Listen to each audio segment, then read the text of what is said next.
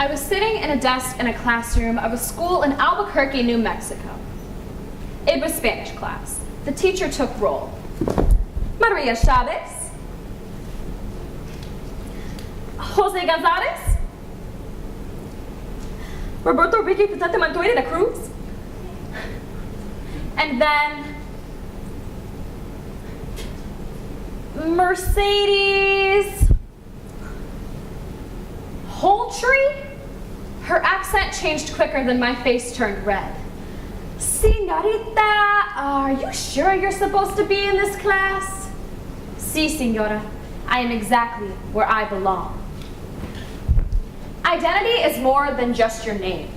Race is more than skin pigment, and culture is more than a language.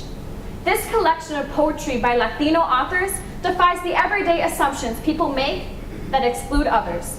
In La Huasha and My Blood is Beautiful by Mercedes Holtree, What a Latino Looks Like by Carlos Andres Gomez, and Chicana by Cristina Martinez. It hit me. I was considered a gringa even though my blood was just as Latino as theirs. My skin wasn't exactly brown and my Spanish needed fluency. Damn. If only they knew who raised me.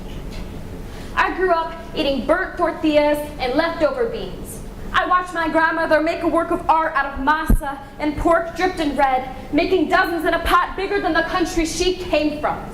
I grew up with taste buds for picoso engraved in my tongue because nothing tastes good without chile. I listened to mariachi while I watched my grandparents fall in love all over again. And I grew up with sensations like Salina, and I was taught to move my hips like a washing machine. La Llorona made our little ones go, mimis. My grandfather was the super duper fix-it man. Papa, my radio broke. No te preocupes, mija. I'll fix it with duct tape. I grew up singing Las Bananitas at the top of my lungs. And when I'd fall and scrape my knee, they put a band-aid of words to make it better. Sana, sana, colita de rana. Feel better, mañana? Something like that. I grew up lighting candles by Our Virgen de Guadalupe. We said goodbye in el nombre del Padre, y el Hijo, y el Espíritu Santo. Amen. So tell me why. Why is it that me and the guy chewing his pencil next to me were brought up the same exact way, yet she has the nerve to ask me if I'm in the right class?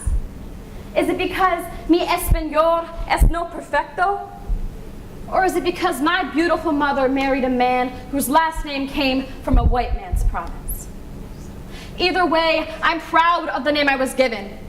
I'm not a white girl, I'm not a gringa, I'm not a spick, I'm not a cracker, I'm not a beaner. The list goes on, take your pick.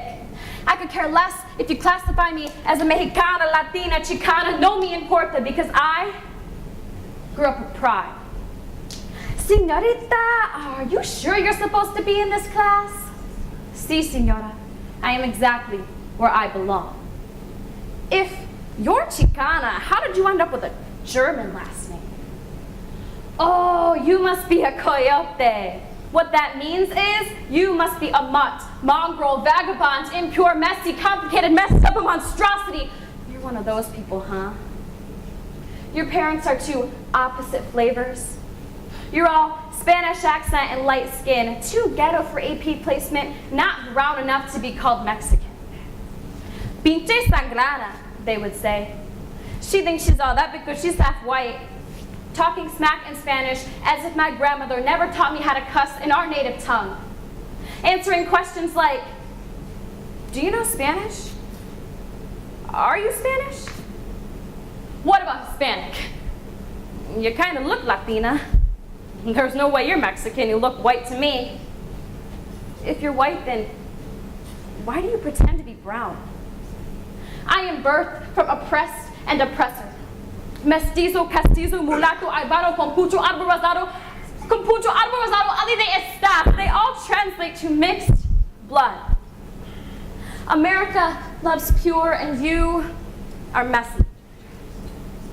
I am a mix of things, but what I am not is an identity crisis. My character belongs to me. My identity belongs to me. My blood belongs to me. And I'll be damned if anybody calls my blood anything but beautiful. Señorita, are you sure you're supposed to be in this class? Si, señora, I am exactly where I belong. My Chicana sounds like mommy, sounds like, say, little mama, could you call me Papi tonight? Looks like a fashion trend. Am I Selena Quintanilla enough for you, or Kim Kardashian enough? Because they're the same, right? Sounds like barbacoa y carnitas cada domingo con la familia and seduction at the same time. Whisper sweet nothings in my ear, chica. Am I just your sweet nothing, chico? I overheard a conversation between two adult males. The question was, what do you call a man who can't handle a Latina, Chicana, or anybody brown for that matter? His answer? Weak. Weak as if I'm something to be dealt with, as if all my culture can offer you is a frozen buzz with salt, sometimes sugar around the rim, and a headache thereafter, brain freeze. Señorita, are you sure you're supposed to be in this class? Si, señora, I am exactly where I belong. Question, what does a Hispanic look like? Do I need to look like Juan Valdez and sell Folgers in a TV commercial? Sip my fingers through Colombian coffee beans, riding on the back of my reliable mule Conchita, and an oversized sombrero for me to look Latino? Or Hispanic, as you would say. Maybe when you say Hispanic, you mean your stand-in parent. That person who raises your kids for you when you're tired of being a mom. Latinos and Latinas, proud of the vibrant patchwork quilt we've had to weave across centuries of a broken cemetery that cradles our past, looking for nothing but to be held. You know, held. Like a family grasping onto one another because they've left everything behind and only have each other left. Arriving on Mars without a guidebook or a map, checkpoint. They inspect our luggage at the border and decide what they will allow across. Like the food, the liquor, the language of love, the time, the labor, the effort our hands provide. I've met Latinos who look like Juan Valdez, who can't speak a word of Spanish. Others who look like Hillary Duff, with a mother who looks like Hillary Clinton, who are from Paraguay and teach Spanish grammar in Puerto Rico.